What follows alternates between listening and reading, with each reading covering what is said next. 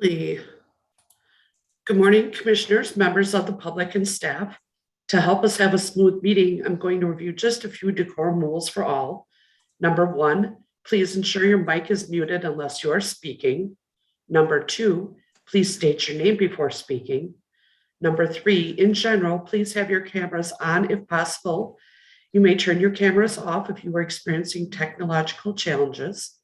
Number 4, as a reminder, the public chat has been disabled, but you can still send messages to the host if need be, and the meeting is being recorded and streamed live on YouTube. Thank you all. Let's have a great meeting. Okay, thank you, Janelle. So, Michael, you're going to do the oath of office for Sara? We'll pass that on to Attorney Kent. Okay, Paul. For the honors.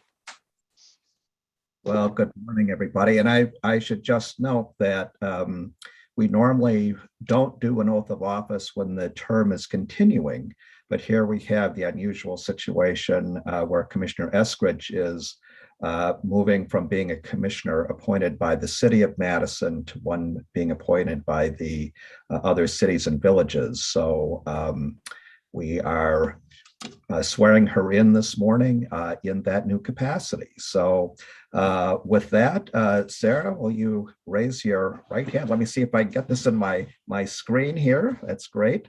I stood up, Paul, so don't worry, I'm standing. Okay, great. And then just repeat after me. I, the undersigned Sara Eskrich of Middleton, Wisconsin. I, Sara Eskrich of Middleton, Wisconsin. Having been appointed as one of the commissioners of the Madison Metropolitan Sewerage District. Having been appointed as one of the commissioners of the Madison Metropolitan Sewage District. Do hereby swear. Do hereby swear. That I will support the Constitution of the United States. That I will support the Constitution of the United States. And the Constitution of the State of Wisconsin. And the Constitution of the State of Wisconsin. And that I will fully discharge the duties of said office. And that I will fully discharge the duties of said office. To the best of my ability. To the best of my ability. Okay. Thank you very much. Thank you. Welcome back. Okay, well, thank you. Congratulations, Sara. Let's see here. We'll move to announcements. Michael, you have any announcements? I do not have any announcements this morning. Okay, then we have the welcome of David Degolyer, facilities maintenance worker.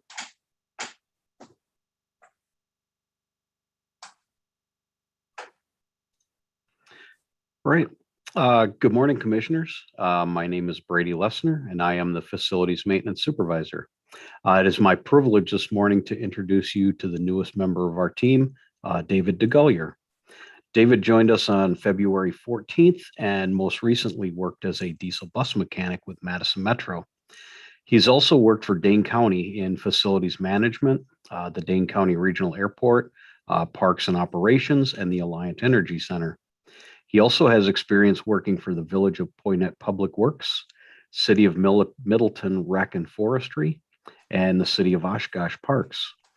David holds an associate degree from MATC in Recreation Management Facilities Operations Specialist, where he was on the Dean's List. He holds a CDL and has completed MATC's 200-hour fire training and emergency dispatch course. David is active, a bit competitive, and a dedicated family man. He loves the outdoors and interacting with people. A memory he shared with me was when he was working in parks. They held an arborist day, and he was able to fit kids into harnesses and hoist them up into the trees. When not working, David loves spending time with his family and traveling to explore new places. David brings a great attitude, enthusiasm, and relevant skills to facilities maintenance, and we are very glad he's joining our team. Please help us welcome him. Okay, thank you, Brady, and welcome to David. Enjoy your tenure with the district. Okay, then we'll move us to item 2, appearances by the public. Do we have anybody from the public who wishes to say something? Okay, I don't see any hands up. So that will take us to the consent calendar where we have the cash statement operating fund, approval of the minutes from the 10th of February, review and approval of some sanitary sewer extensions. I believe there are 4, a couple of them reconstruction and repavement. Review of bids and award a contract for contracted cleaning services. Review of proposals and award of contracts for 2022 Metro Grow hauling. Review of proposals and award of contract for digester 6 and 7 cleaning project. And then finally, authorize agreement evaluating micro aeration on anaerobic digestion research agreement with UW Madison. Do we have any questions on any of these items before we get a motion? Okay, I don't see anybody raising their hands. Do we have a motion to approve the consent calendar? Hi, Tom. Commissioner Clark, I'd make that motion. Okay, motion by Commissioner Clark, second. I'll second it, Murphy. Okay, motion by Commissioner Clark, second by Commissioner Murphy to approve the consent calendar. All those in favor say aye. Aye. Aye. And any opposed? None, motion carries. Okay, that will take us to item 4A, the approval of increased transaction amount and professional services contract amendment for phase 2 PFAS sample collection. That was in the paper this morning, not our sampling, but PFAS. So Marty, you can lead this off.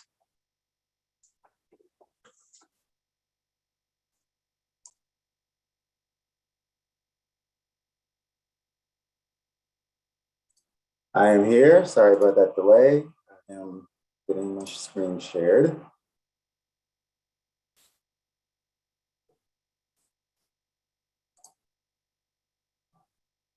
Is that showing up all right? Yes, Great, it is. Thank you very much. Thank you. I always get the verification of the tech because you can't see what you can see. So good morning, commissioners. I'm here to talk about phase 2 of our PFAS sampling and our increased transaction amount. So I'll do a quick recap about PFAS and what our concern is. And so as we know, PFAS is a substance that covers thousands of man-made compounds. So when you hear the word PFAS, thousands of compounds. And the magical thing about PFAS is it's basically a hydrocarbon, but all the hydrogens are taken away and you put in fluorine. And the carbon-fluorine bond that we created, it's a man-made created bond, is the strongest and shortest bond in nature, which means it's really stable and persistent. And when it's really stable and persistent, it means that it doesn't degrade in the environment. So the concern is when it gets really out in the environment, and it's been shown to be bioaccumulative. And so because of these sort of properties of these PFAS compounds, they have a wide range of how they actually behave in the environment and actually behave when they get inside of our bodies. And so we have a long-standing history in current use of these compounds. So they're really present in the environment everywhere, including in our homes and in our diets. And so because it's been around for a long time, we do have information about how PFAS behave, and specifically PFOA and PFOS, which are 2 widely studied PFAS compounds. And so we know that when you have high blood levels of those particular compounds, there are health risks, increased cholesterol levels, increased thyroid disease risk are some of the items that can occur. And so the 2 really main ways that humans come into contact with PFAS is basically drinking contaminated water or eating food that was packaged material that contains PFAS. And there's other consumer products out there that contain PFAS that we're all exposed to. So again, it's really present throughout the environment, and we have a history of use of these compounds. When it comes to the district and how we fit into the PFAS story, from a wastewater utility, we're not a source, but we do reflect the communities that we serve. And we just talked about how widespread these compounds are in our communities. So in this circle of pathways, and I always like to put this slide up, the circle of pathways where PFAS move around, is that we're in this inner circle because we receive these from our community, but we really can't treat for those. Our treatment plant isn't optimized or set up currently to treat for PFAS compounds. So that means they do move from the inner circle back out into the outer circle, back out into the environment. So it really is critical for us as a utility because of our location in this cycle, to understand our part and where we can play a role and where we can impact this cycle. So what we did was create an action plan. So in 2019, the state DNR initiated administrative rule actions, and we have plenty of experience with changes in permit parameters. And we know that sometimes when you have big changes and requirements, it may take years and months to plan for. So, we felt that getting ahead of any potential regulation would really help us plan and allocate our resources in any major permit changes. We created this action plan. It really identified ways to position us favorably so we could be proactive to respond to any potentially mandated PFAS actions. So far what we've done out of this action plan is that we've looked at our authority, our district authority through our sewers ordinance. So we did a review of that. We did an initial review of our categorical industrial users to see if there's any particular sectors in our service area that are specifically known to manufacture or create PFAS compounds. We also completed a fate and transport review specific to our district plant processes and the recovered resources that we create here. That was to help us get a baseline understanding of what we might expect of how we fit into that circle. And then we also completed a sampling and analysis plan to sort of lay out a blueprint for us to sort of close those gaps in that cycle of knowledge around PFAS that was identified in our fate and transport review. We also completed a public website as part of our contextual communications plan. As we know, if we're going to be putting out information about what's going on with PFAS at our plant, we have a responsibility to make sure that the public actually understands what that information means and puts it in the proper context of how we fit into the cycle. And then we did complete phase 1 of our initial characterization of PFAS compounds coming through the plant. And that was to help us, just get a baseline understanding and sort of verify or maybe not verify what our fate and transport review identified, and also begin to close some of those data gaps that the fate and transport review identified. So I'll just quickly run through what we found with phase 1, just as a recap. And so again, we're looking at baseline knowledge. So we really wanted to answer these 3 questions. What's coming to the plant? If we know what's coming to the plant, then we know sort of what's happening in our community around PFAS. And we know that, treatment plants differ for how much PFAS is received by them. So we wanted to know exactly what was going on in our situation. We also wanted to know what was being used in our treatment processes. We know we use polymer as part of our processes. It's something we bring into the plant that we actually can control. So we wanted to close that data gap. Are we actually adding PFAS in our processes that we could maybe potentially have an impact on? And then, of course, what's leaving the plant? We have recovered resources. We have our recycled water. We have our biosolids, and we have our struvite. And so we want to know in this cycle, what role do we play? So if we know what's leaving our plant, then we can understand more about that cycle I showed, about the fate and transport and how we fit into that. But we needed that baseline understanding. That was what phase 1 was about. And we got some interesting and very favorable results. The PFAS coming to us is what the fate and transport review thought we might have. They were at levels consistent with the fact that, PFAS is everywhere. So we did see it. So that's a yes, that we do have it coming to us. But also we saw it at a level of what we'd expect based upon the manufacturers in our area. So we didn't have any major manufacturers of PFAS through our initial industrial user review. And so our baseline data, or our snapshot data, I should say, shows that. So that was good for us to verify that. What's leaving the plant, effluent was below these proposed state standards. That was good for us to get an understanding of how we fit into the cycle. And then we did see a relationship between our influent and effluent. And similar to what the fate and transport review identified, that typically wastewater treatment plants, you see a higher effluent than influent. Although our differences were very small, it did fall in line with some of the other things we saw. Going to the other products that we can control with our recovered resources and also what we add, when we looked at our polymer, there was no PFAS in the polymer we used. So that was great news. That was something we knew that we didn't know at first. And now we know that that's something that we don't have to worry about anymore. Especially also in our struvite material. That's something we put out into the community. And we know that now that doesn't contain PFAS at all. So that's another data gap that we closed, and we can be confident that we're not adding to that cycle when it comes to that. When it comes to biosolids, we did see PFAS in our biosolids. But again, looking at our fate and transport review and how PFAS partition and what you would expect to see if you're getting it in your influent, what you might see in your biosolids. And we were pretty much in line with that.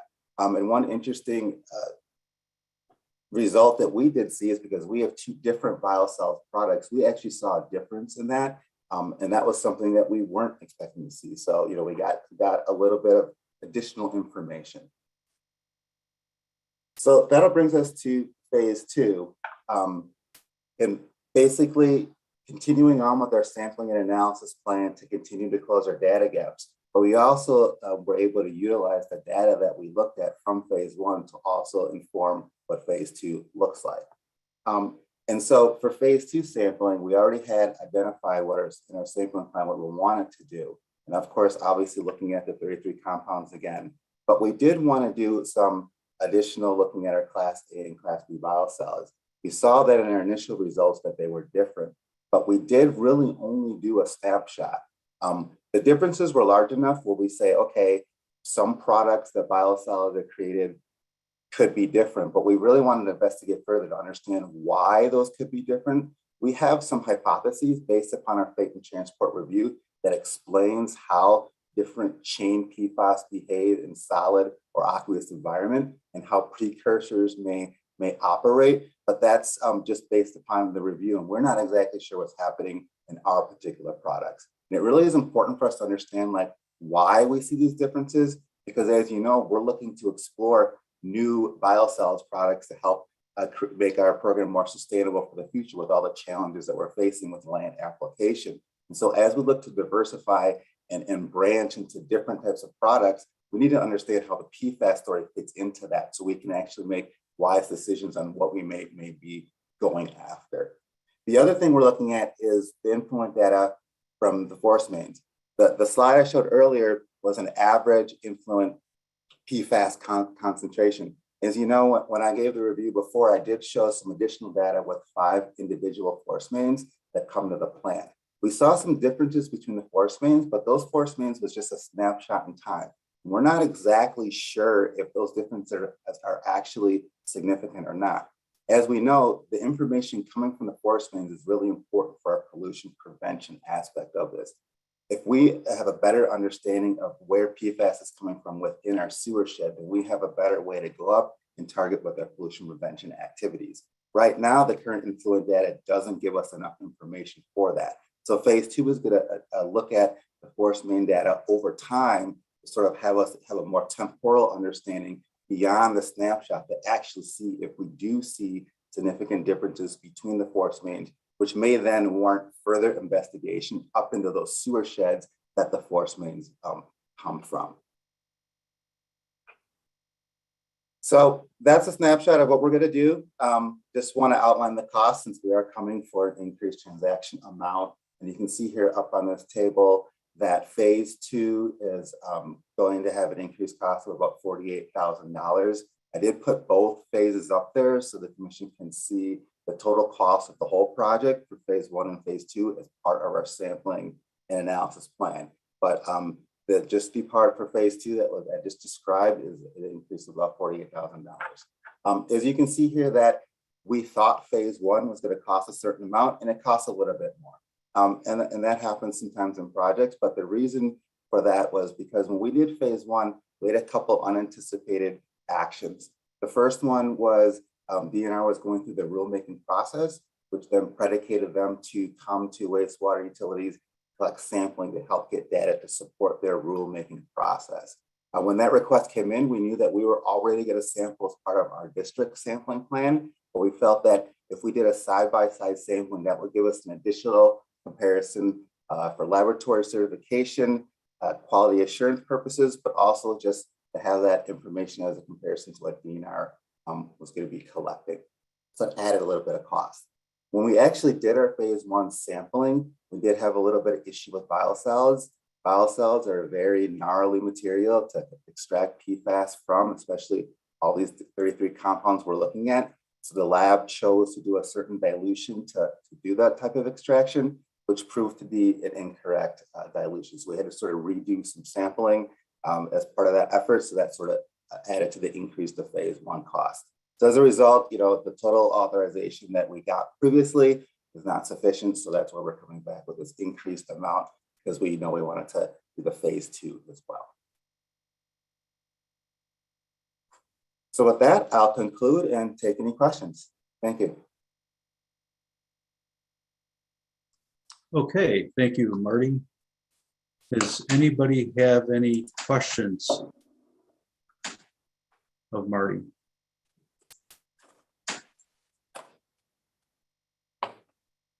Grant, you have your hand up, and then Beth. Thank you. Thanks, Marty.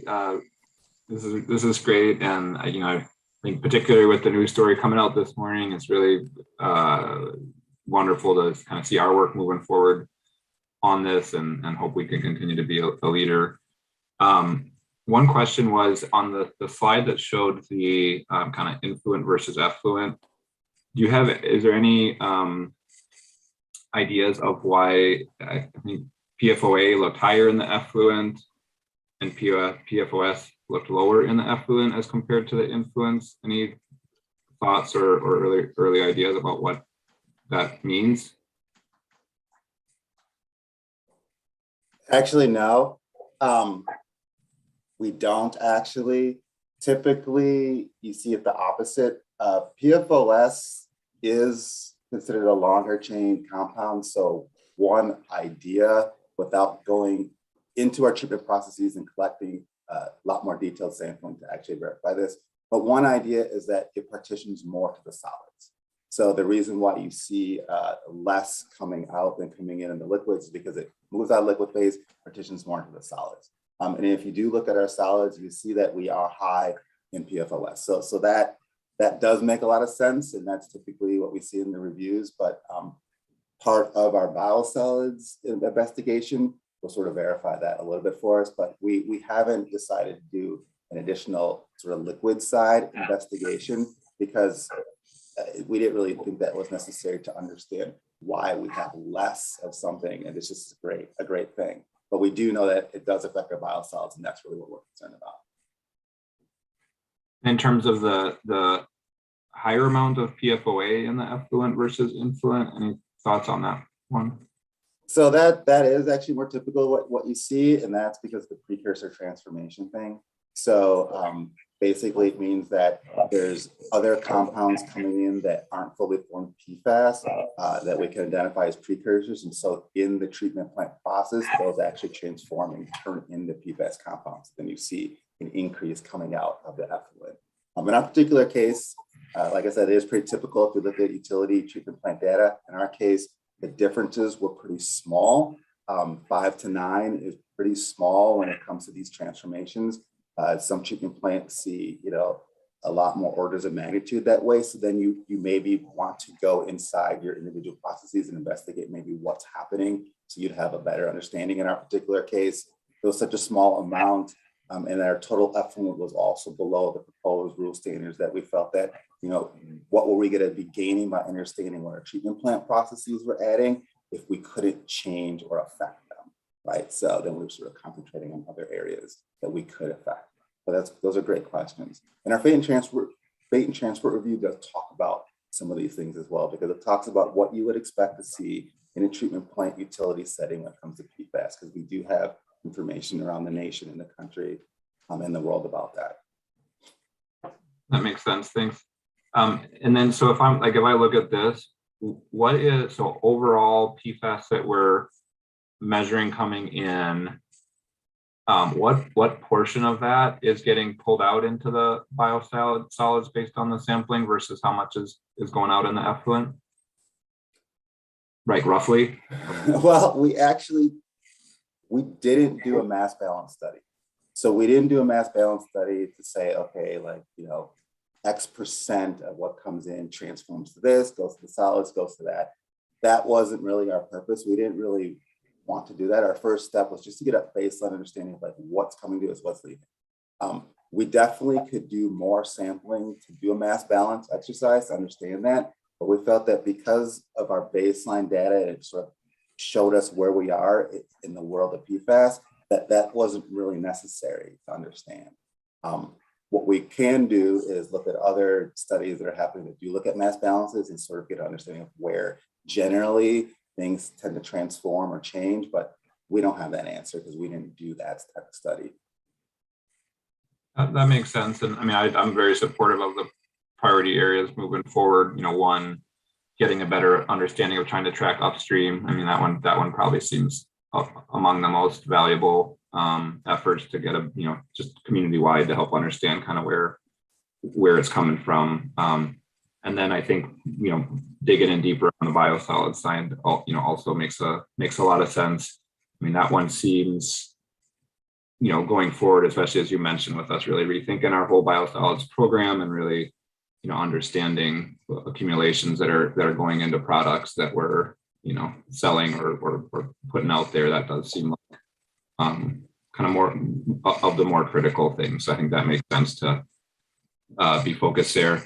I think the only other question I had, and maybe it's just an ask, when you come back with phase 2, I think you gave in the real early presentations, you shared some high level information around like potential treatment options, et cetera. I know that's still a very like emerging field, but maybe either just a review on some of that or any updates on kind of what, you know, what options either, you know, on fluid side, on biosolids side, and just kind of relative ideas of how, you know, what we know about effectiveness or challenges and kind of overall costs.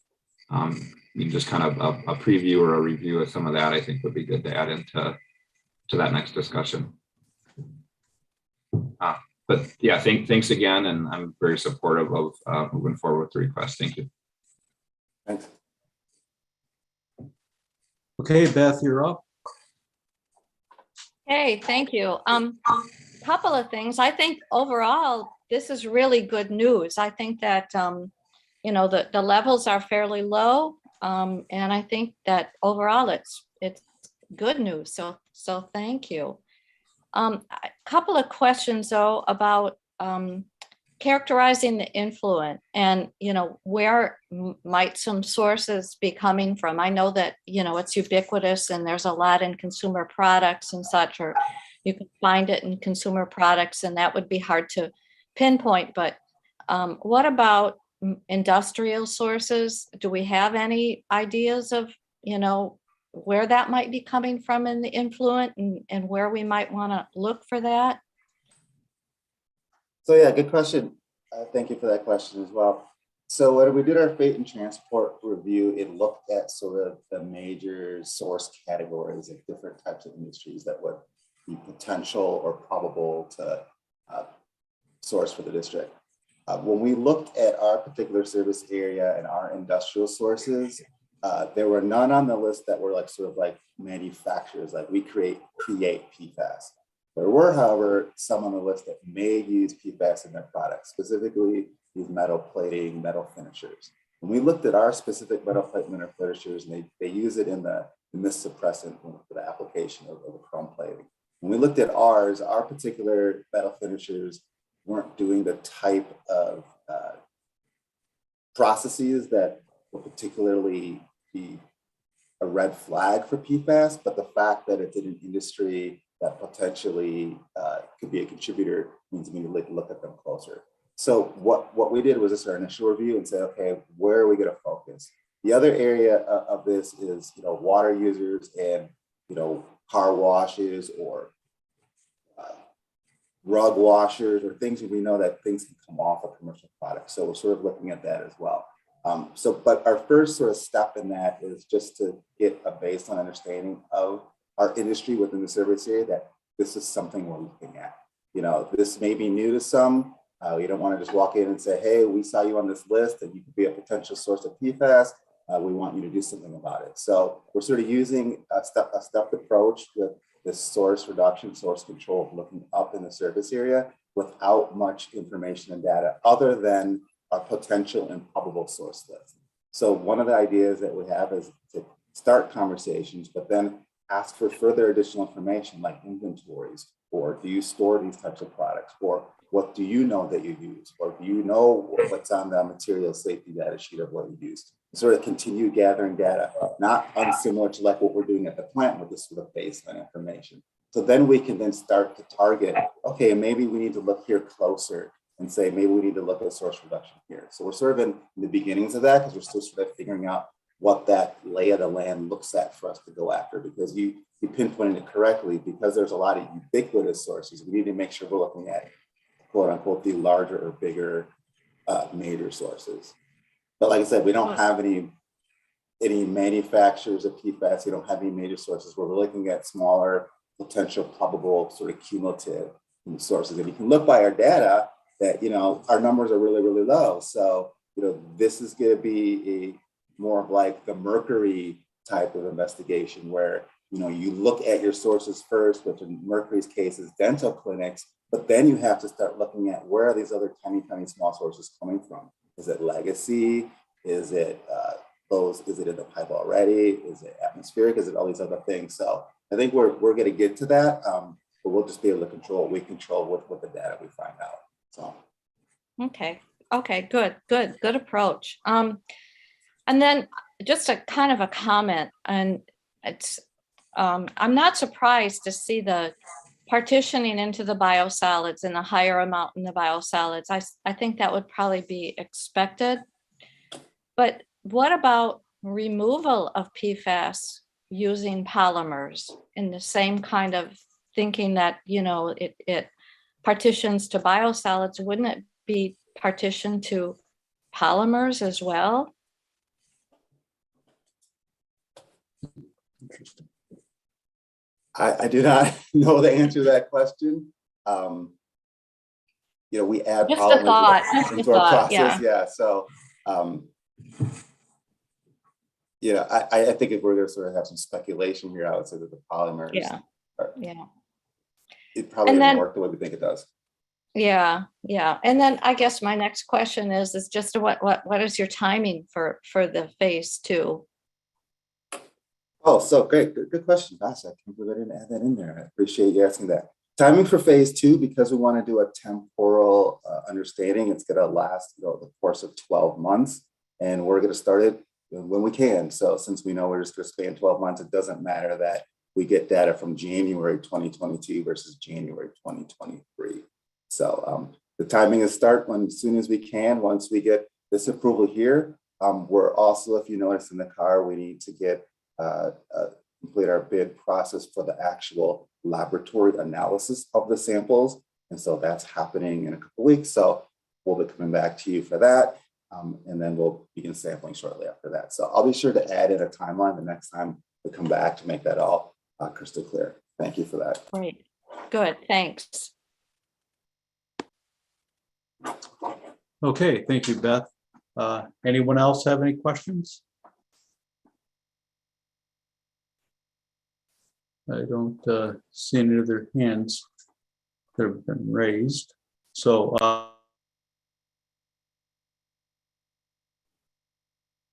Tom, you muted yourself.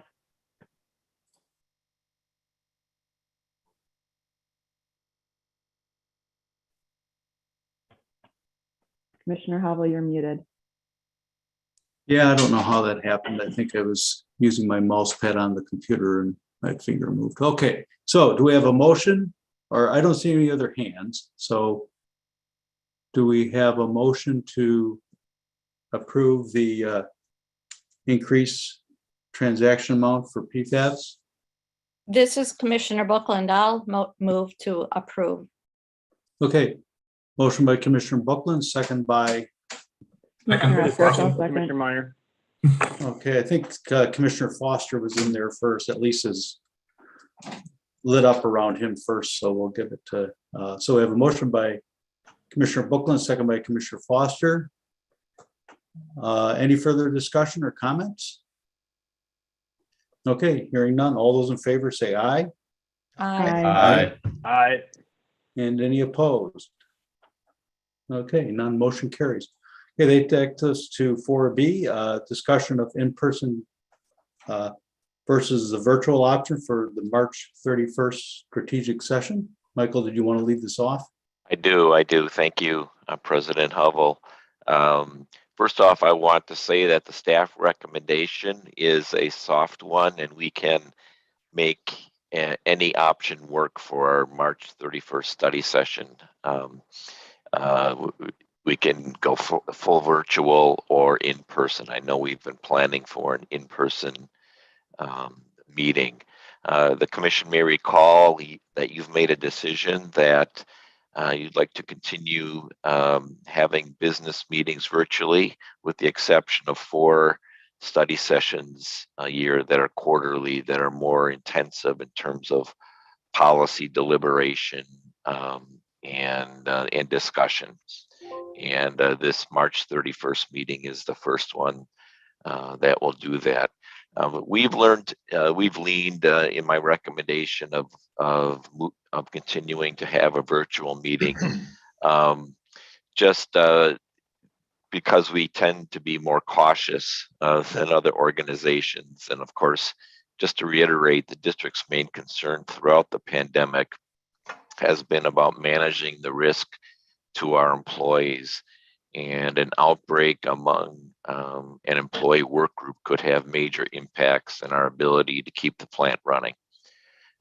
We are evaluating all of our actions in this context, and with the recent Omicron outbreak and our high level of vaccination rate, we are at a point where most of our employees have either been vaccinated or recently exposed to the virus, that we feel comfortable proceeding with a return to normal operations in the foreseeable future.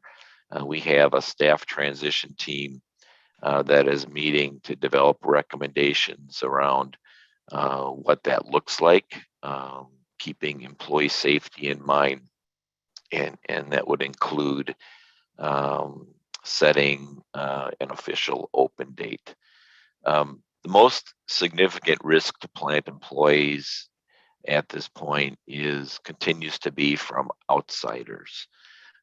We do not have control over how outsiders handle safety with regard to people around them. While at the district, district employees are required to report to us if they have COVID or have had close contact, either at work or when they're home. And we have protocols for staying at home when that happens. And so we feel comfortable with our staff, but not with the public. We follow the public health Madison and Dane County guidelines for testing and quarantine in those situations. How we manage visitors, we need protocols, and of course we need to update our website.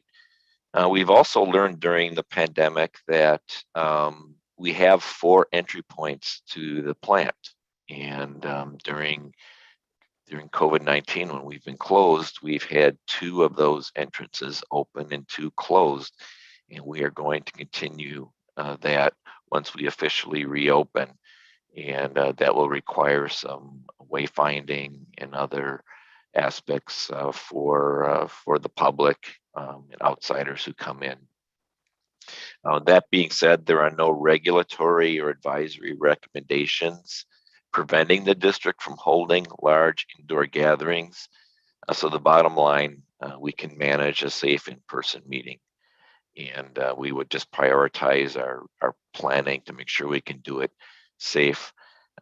Really, the most important consideration is getting a sense from all commissioners your level of comfort based on your own personal circumstances and tolerance of risk. And that's why this topic is here today. We can look at data, we can tell you what we're working on at a staff level, but at the end of the day, are you as commissioners comfortable meeting in person?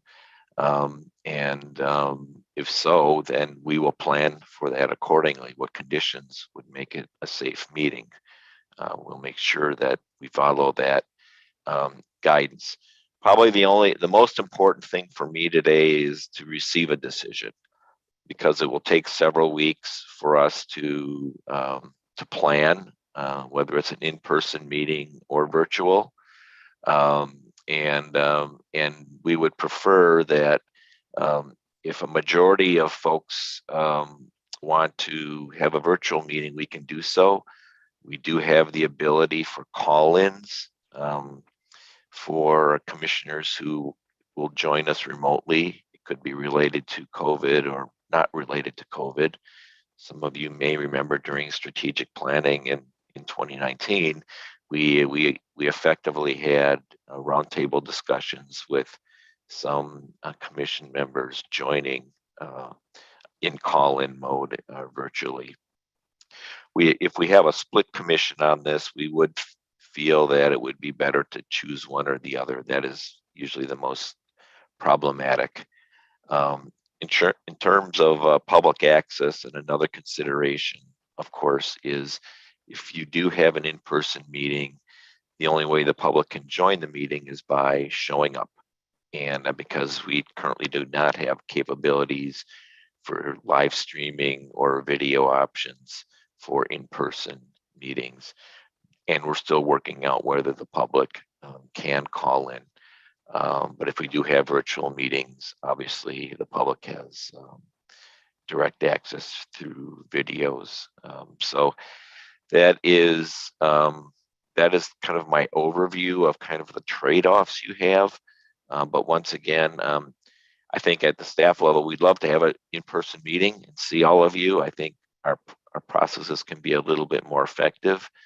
But since this first meeting of the study session will be really content heavy and level setting around governance and strategic planning, if you chose to do it virtually, we can make that work. I think the next few study sessions, there'll be more collaborative, focused facilitation. So we can probably get through this first meeting on March 31st virtually okay. So President Hovell, I'll turn it back over to you in the commission. Okay, thank you, Michael. So we had talked at one time over a year ago, or about a year ago, of tying it to the mask mandate. That didn't mean that we would not say that we should wear masks. Dane County will be removing their mask mandate effective next week. So the question comes down to comfortability of commissioners. So I'd like to hear what commission members think. Hey, Tom, I just have a question. It's Wilson. What's happening for Madison City Council meetings and the county board? Here, a lot of the smaller communities I know are meeting in person, just having people wear masks, but they're not as well attended, number one. And there's not as many people in a room, no matter how large, small, or well ventilated it might be. I do know that there's at least one town that's still having all of their meetings virtually, town of Middleton. So just, I guess, as we're talking about this, it might be good to know, and maybe Michael said it, I had to step away for a second, but anybody know what's going on with those?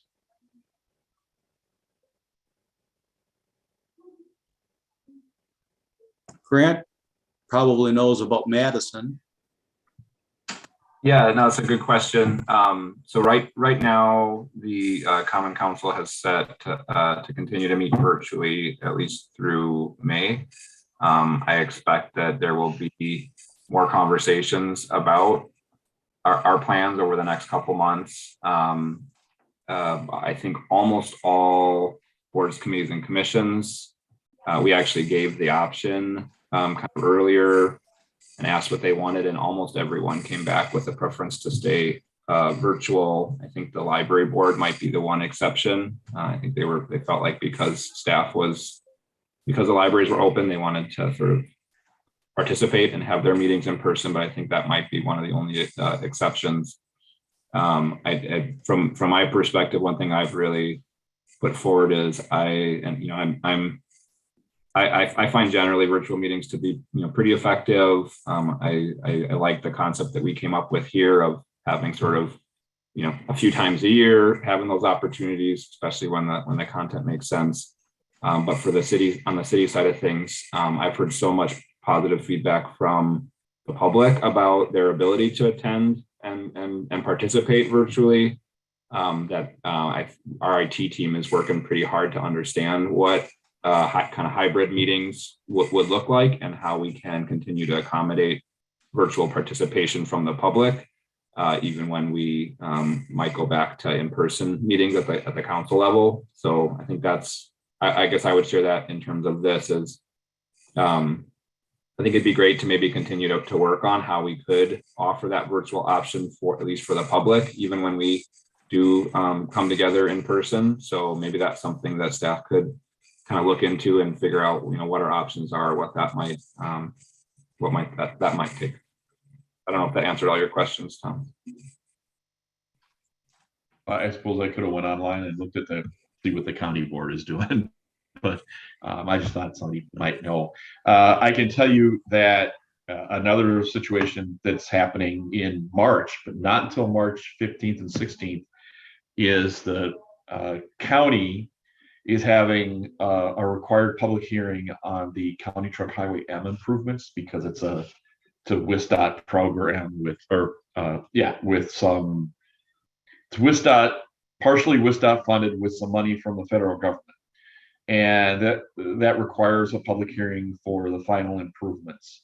And they are doing it normally they would have just had in-person public hearing at a big venue. And for the Highway M corridor, they chose the Holy Wisdom facility.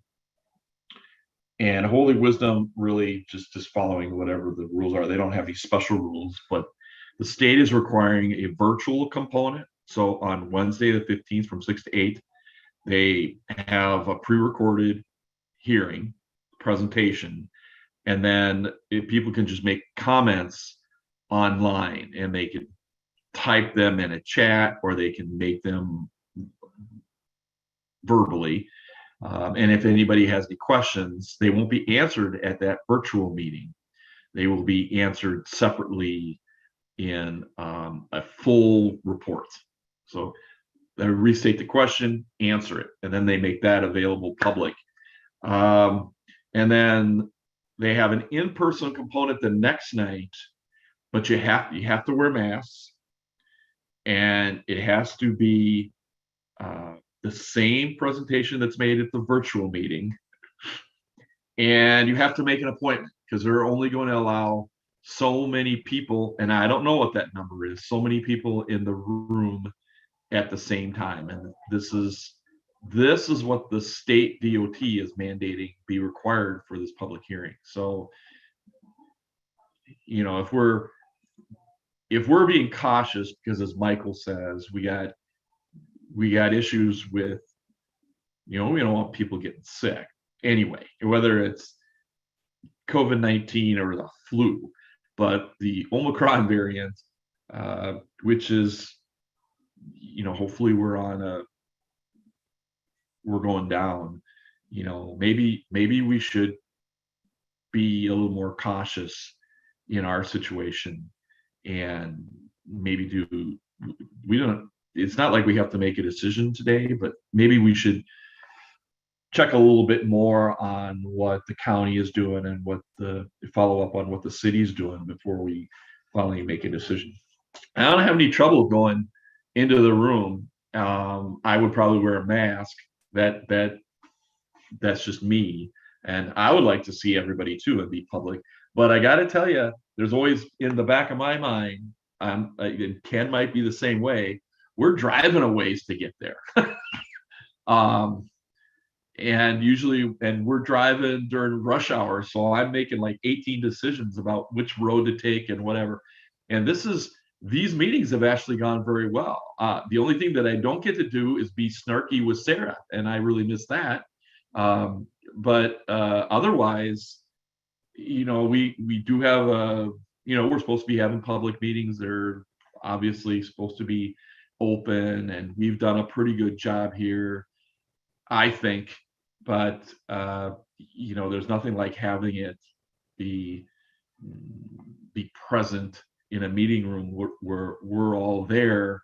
But the concern is, there is arrangements that can be made, like as the clerk for the town of Westport, we have to make provisions for people that can't attend in-person meetings. We've thought about it and tried to figure out how we would do it. If someone said, I'm not coming because I have a fear of I'm sick or whatever, but I want to come to your meeting, and we've kind of thought about how we would make arrangements. It's a lot easier for the town of Westport with my 5, board members and me. But here, or if we didn't offer that option, are we going to keep people from coming to the meetings? So I don't have a lot of answers other than questions. So in my mind, I don't know that we're set yet. It might be that we should wait a little bit to decide what we're going to do and see what happens at some of the other larger bodies in the county before we do. I'm not sure what Verona or Sun Prairie with their city councils are doing. So I think Sun Prairie is actually all in person, but they also have a nice room as well. So that's my comments. I'm going to be quiet now because I'm sure other people want to say more than important things than me. Thank you. Okay, thank you, Tom. Anybody else have any thoughts? Ken? I can just chime in. Oh, go ahead, Ken. I'll go after Ken. I'll go ahead, Ezra. I'll make it quick, just sort of, because I think we want to hear from everybody. So the question before us is whether to do this first of 4 that we planned to be in person, actually in person or not. I really like our overall plan to stay this way in virtual so that the public can have the really good access that they've had at all of our, our typical meetings, and then to do the occasional in-person one. As for this one in March, I lean in the direction of staying virtual for this one, given the district staff time to get the whole transition that they need to make after 2 full years now in place before we do our first full one. So let's make this one virtual. Michael says the topic and the subject matter works well for that. And then let's do the next 3 as we planned in person, assuming that makes sense when we get a little closer. Okay, thank you, Ezra. Any disagreements with that position? Okay, I see. Grant, you have something to say? I think that's a great suggestion. I would just add, and I think I saw Michael taking some notes, but maybe in addition, if we could get a report out at some point about what, if our plan is to then do the in-person for the second planned one, what it would take and what our options are to have virtual participation from the public for something like that. And that maybe gives us some more time to work on some of those details as well, but at least getting an update around what might be possible. And that'd be great if we could keep the virtual option for the public when we do ultimately do our first in-person. Thank you. Okay. I think I saw enough fingers, thumbs up and nods that we'll be doing the 31st meeting, or whatever that date the 31st of March virtually. So Sara indicated that she may not be present at that meeting. I'm just looking for a thumbs up, President Hovell, on whether the commission as a whole is interested in staff coming back with some virtual options for study session style meetings. I think that's what Grant was suggesting. Right. For the future meetings. Just want to get a sense if, because we'll have to do some research. I think that the commission's in favor of that. I'm seeing thumbs up. Thank you. I appreciate that. Okay. So that takes care of that. The next is the Chief Engineer and Director's report. Okay, thank you. 2 things to report. In December, I shared that the district had won the 2022 NACWA Public Information Education Award for our PFAS communications work. This award honors agencies for their inventive efforts to educate the public on the effects of wastewater treatment and pollution control on the environment. The district launched its PFAS initiative website in January 2021. And in addition to the website, we created fact sheets and an envelope stuffer handout that key staff have been sharing with relevant stakeholders such as MetroGrow customers, industrial users, and others. The actual award arrived this week, and I wanted to share a photo of it. It's a lovely addition to our collection, be proudly displayed. And I want to congratulate Amanda Wegner and her team for this well-deserving award. My last update, commissioners, is that we have sent a calendar request and email invite for our first owner community meeting of 2022, which will be held Wednesday, March 23rd at 9 a.m. And the topic of this first meeting of the year is our forthcoming review of our rate structure and billing processes. As we discussed with you, it is good practice for regional wastewater utilities to review their rate structure and billing processes regularly. And since it has been some time since the district's last review, we plan to engage a consultant to make sure we learn from industry best practices. We will also engage our communities in 3 ways as part of our regular owner community meetings, through individual check-ins with community staff, and by establishing an advisory committee.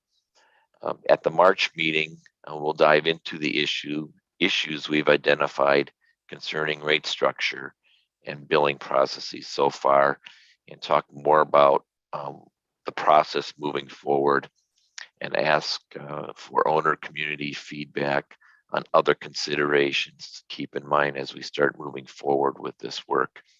The meeting will be virtual, and I encourage commissioners to participate if possible. And if you need the registration link resent, please feel free to reach out to me or to Amanda. So that's my report. I'll just go on mute and see if there are any questions. Okay, anybody have any questions? I don't see any hands. Okay, so that will move us to the regulatory and legal review. Okay, well, good morning again. Normally this is the time for me to review kind of legal issues and expenses from the last month. But because of the PFAS developments yesterday, I thought I would take just a minute to review that. We've been monitoring that very closely, and my colleague Vanessa actually testified at the board and monitored those proceedings. The paper account this morning was, for the most part, accurate, which is good, but the emphasis was such that it's possible to have missed a couple of important points. So I just want to highlight a couple of things, particularly in light of Marty's presentation earlier today. There were actually 3 separate rule packages before the Natural Resources Board: the groundwater rule, drinking water rule, and surface water. Groundwater, they had proposed a standard of 20 parts per trillion. That rule was rejected. So that has disappeared and will need to be brought back if it was going to go forward. Big questions on that will be, what standard is the department going to use for site investigation and groundwater that accumulates in excavations and other kinds of things. So a lot of questions with that being rejected. My best guess is we'll probably be back to the guidance that has been applied to date. The drinking water standard was also set at 20 parts per trillion. What the board did was something I have really never seen in the 40 plus years I've been doing this. They approved the rule but adopted a different standard. They adopted 70 parts per trillion. That is the current EPA drinking water advisory number. It's not an MCL. So there's a couple of questions about that. The department has now adopted a standard for which there really is no supporting rationale, because the supporting rationale was for 20. So I'm not sure what's going to happen there. I think most likely what's going to happen is, at least under the current administration in Washington, there is a move to adopt a MCL, which I suspect, and at least from what I've read so far, will be substantially less than 70. What that number will be, I don't know. And I think that's something that is likely to happen, in the next year or two. And when that happens, that federal drinking water standard will become the standard for Wisconsin. And, I think that's probably how the drinking water issue will get resolved.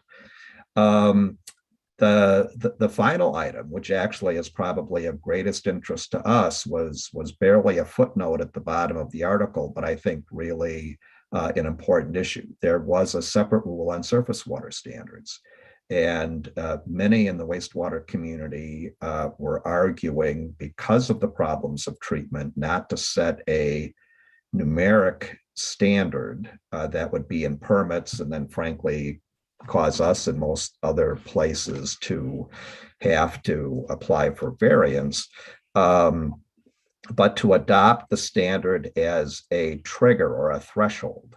And over that threshold, you would have to engage in a pollution minimization plan. That's kind of a novel and personally, I think, a constructive way to approach these kinds of emerging contaminants. And that rule was adopted unanimously. Now, whether the legislature will see fit to approve it, of course, is still an open question. But adopting this kind of numeric threshold with pollution minimization provides us with a lot of flexibility. Now, having said all of that, I guess I would also say, if you recall from Marty's presentation this morning, the PFAS from our plant right now is below even those threshold numbers. So the district will not be required to engage in a pollution minimization plan under this rule, because the rule establishes 8 and 20 as the thresholds, and we're below that. But we certainly can continue to go down that path voluntarily. So more of a mixed bag than I think the press is picking up, mostly on the groundwater standard that was rejected. But I think that the implications of the surface water standard are important and will continue to be a useful precedent going forward. So I just wanted to pause there, see if there's any questions before giving you kind of the short update on legal services. Any questions? Ezra, you have a question? I just wonder, thanks, Paul, and thanks for the fuller explanation of what happened than just what was in the article. I wondered if we continue, to sort of direct resources to following these rules, which it sounds like we like, but the article was clear about this, and anyone who's paying attention to politics in Wisconsin knows that the gauntlet that soundly science-based, widely publicly supported good ideas face in the current legislature is real. And so this process is not over with the next step it has, which is legislative review. Do we follow the rule on the surface water side at least, and continue to make it clear that we support it, and sort of do our typical lobbying or advocating to just hope that it makes it all the way through that next gauntlet? I guess I mean, in some ways, I might like to see us do that, but I know that's a decision we make, based on a whole lot of factors, case by case, and that sort of thing. Just kind of wondering where we go next as far as resources, Paul's time, et cetera. Well, I guess what I can say is that at least kind of wearing my other hat in terms of representing municipal wastewater groups. We supported the rule and will continue to do that in the legislative process, although told our influence there is somewhat limited. But that's been, those efforts have been through that organization rather than through the district. On behalf of the district, what our office has been doing is more in the monitoring side of things. The actual advocacy has been done through other organizations. That makes sense. Yeah, thanks, Paul. Grant, you have your hand up? Yeah, thank you. And yeah, thanks for the great update, Paul. I guess I'll just share my agreement with what I think Ezra raised. And in general, I think it'd be great if both as a district and as part of the broader group, if we can continue to advocate for good policies that protect public health. I think it's an important part of our kind of public messaging, and I think it's good that we are seen as being in support of protecting environment and health. So I personally support those efforts, and if there's places where it makes sense, or if there's more explicit direction needed from the commission in the future on positions to take or advocacy, et cetera, it'd be great to get those back here so we can weigh in and see what kind of support makes sense. But thank you. Thank you. And I should note too that the district, through comments submitted through Marty, has provided both support for the surface water rule, along with some there are some issues that are going to need to be resolved, and we also submitted comments about some of the technical implementation of those. So the district, I was a little remiss in saying the district has gone on record supporting that, and I suspect will continue to do so. Okay, I don't see any, any other hands up. Paul, I had one question though. Yeah. You talked about the EPA coming up with standards for drinking water. Are they going to be doing the same for ground or surface water?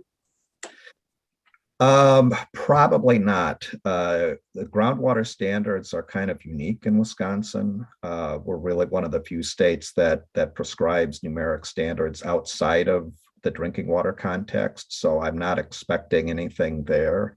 And surface water standards typically are water quality standards are state driven. There's often federal guidance and federal encouragement, as there was with, say, phosphorus. EPA was certainly very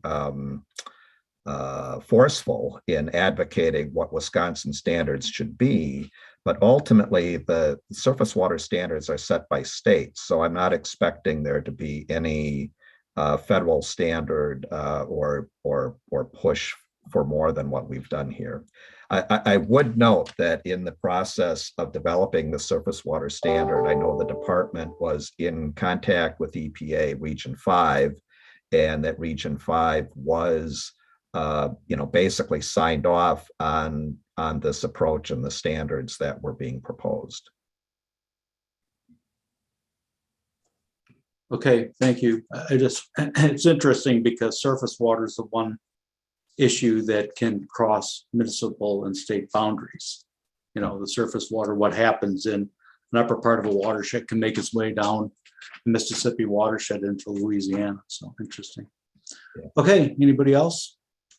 And not that I want to keep you, but I do want to just briefly touch on a couple of legal items. Last month was a very busy month for us directly. There were some discussions about meetings, and I had the opportunity to do the year in review that I mentioned last time. There were some HR issues, though, both related to COVID policy and how that implicates employees. And so we worked, our person at the firm that does Pam Plor, that does that, was working through some of those issues. And there was a considerable amount of time reviewing the artist in residence arrangement and kind of dealing with a independent contractor status, and yet having some review of that product. So that took some time. On the contract side, there were questions on some easements and including some issues with Badfish Creek easements, some bidding questions. On the regulatory side, there were some Clean Water Fund developments and kind of a monitoring of what was happening on the federal level, but also the ongoing PFAS issues, again, kind of monitoring and then reviewing the district comments. So it's a busy month. I guess I want to note two other things. We have one special services arrangement, and that's for developing standard contracts. We're about 30 hours into what we estimated to be a 40-hour project. And so there's a little bit of an extra bill this last month as we're trying to move that towards completion. And that's what the, if you're looking on the statements, the about $1,100 the last month on that.